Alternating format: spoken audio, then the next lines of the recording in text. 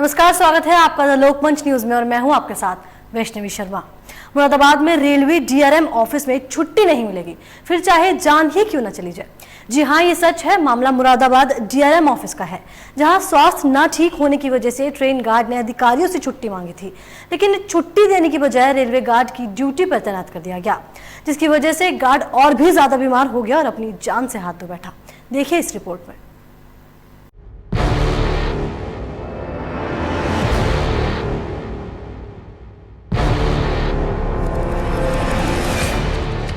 ये मुरादाबाद के रेल प्रशासन की लापरवाही कहें या तानाशाही। ऐसा हम इसलिए कह रहे हैं क्योंकि रेल प्रशासन की तानाशाही से एक गार्ड को अपनी जान से हाथ धोना पड़ा। ऐसा ही एक मामला डीआरएम ऑफिस में सामने आया। बीमार होने के बावजूद गार्ड को छुट्टी नहीं मिली। बीमार गार्ड को ड्यूटी पर बुलाया गया, जिस कारण बीच रास्ते में ही गार्ड की तबीयत और भी ज्यादा खराब हो गई।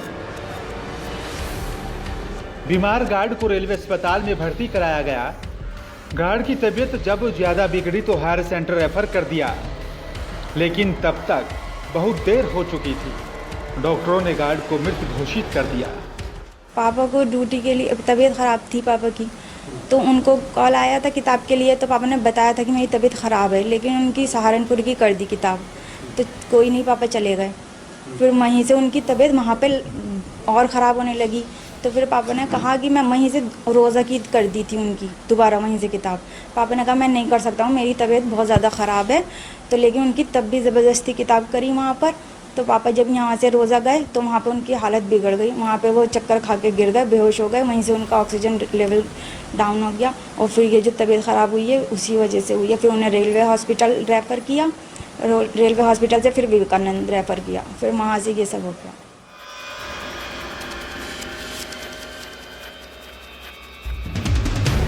मृतक गार्ड के परिजनों ने बताया कि गार्ड ने डीआरएम ऑफिस में स्वास्थ्य ठीक ना होने की जानकारी पहले ही दे दी थी, जिसके बावजूद भी गार्ड को सहारनपुर में तैनात कर दिया गया।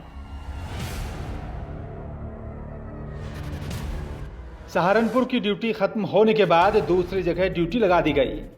वहीं गार्ड के मना करने पर भी गार्ड की एक ना सुनी और उसे ड्यूटी पर तैनात कर दिया। ये तानाशाही नहीं तो और क्या है। जिन्होंने अधिकारी जिन्होंने उन्हें रेस्ट नहीं दिया करने के लिए, उनकी बंदे की तबीयत ख़राब है, इतना तो ख्याल करना चाहिए। रेस्ट नहीं मिलेगा तो प्रॉपर ड्यूटी कैसे करेगा वो? तो अधिकारी ही हैं इसके जिम्मेदार। गार्ड की मौत के बाद मुरादाबाद रेलवे मंडल मुख्यालय पर गार्डों ने रोष व्यक्त किया। ऑल इंडिया गार्ड काउंसिल ने भी रेल प्रशासन की तानाशाही के खिलाफ आंदोलन करने की चेतावनी तक दे डाली। अब इस चेतावनी का क्या? मरने वाला तो मर गया, वो वापस नहीं आ सकता।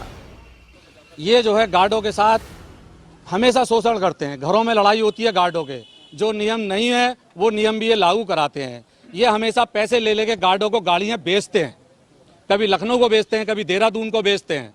अभी इन्होंने नई एक गाड़ी है देहरादून को बेच दी है। देहरादून के अंदर 4 गार्ड हैं, मुरादाबाद के अंदर 80 गार्ड हैं। उन 4 गार्डों को 3 गाड़ियां इन्होंने वहां मेल एक्सप्रेस ले जाके दे दी हैं।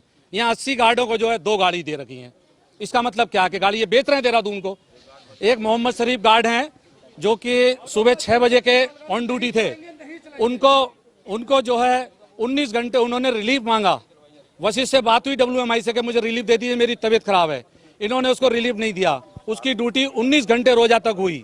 वो रोजा से वापस आया, वापस आते ही वो एडमिट हो गया। रेलवे हॉस्पिटल ने उसको विवेकानंद रेफर कर दिया।